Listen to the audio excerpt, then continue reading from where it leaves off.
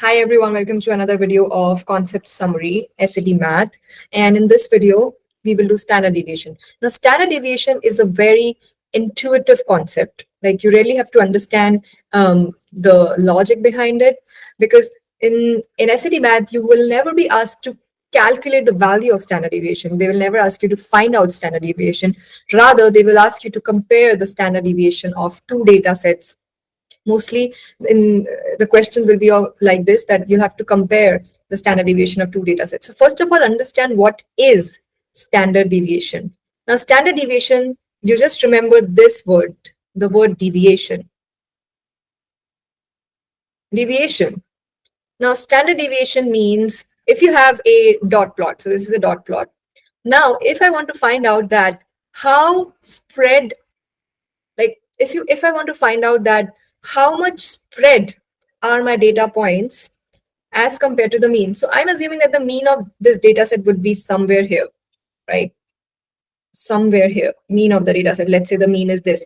Now we have to see that the points in this data set, how scattered they are from the mean, how deviated they are from the mean, how spread apart they are from the mean.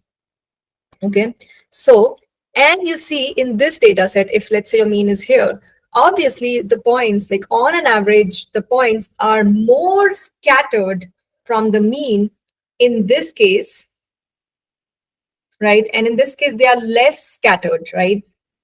Here, the points are closer to the mean, and here, the points are far from the mean. So when you see that your points are more scattered, they are more spread apart, they're more deviated from the mean, in that case, the standard deviation will be more. Standard deviation will be more, and in this case, standard deviation will be less. This is the only single concept that you understand in order to solve any SAT math problem. They will never ask you to calculate to find out the exact value of standard deviation. Let's do some questions. So in this question, it says, each of the dot plots shown represents the number of glue sticks brought in by each student for two classes, class A and class B. Which statement best compares the standard deviation of the numbers of glue sticks brought in by each student for these two classes? So once again, we have to compare the standard deviations. Okay. Now see, the thing with standard deviation is that the numbers which are written over here, they don't matter.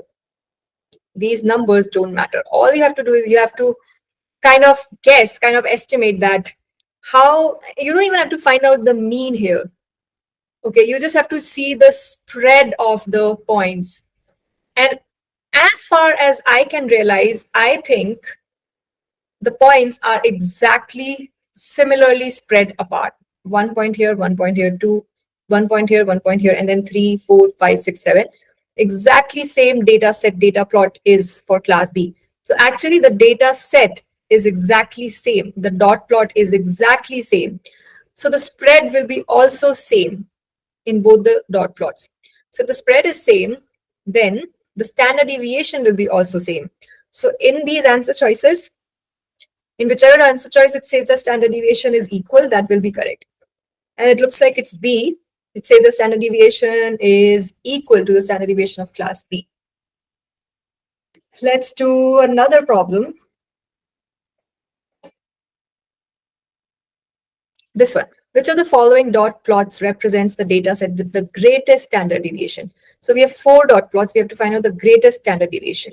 So the greatest standard deviation will be in one in which the points are just, too scattered. See, definitely it cannot be B. Points are very close. In fact, even in C, the points are kind of closer than A and B. Now we have to see A and D. Now I feel like it should be D because the points are like the mean would be somewhere here, right? And the points are, too far away from the mean. Even in answer choice A, the points are closer, like mean would be somewhere here. And the points are closer, but in D, all the other points are very far from the mean. So it will be answer choice D.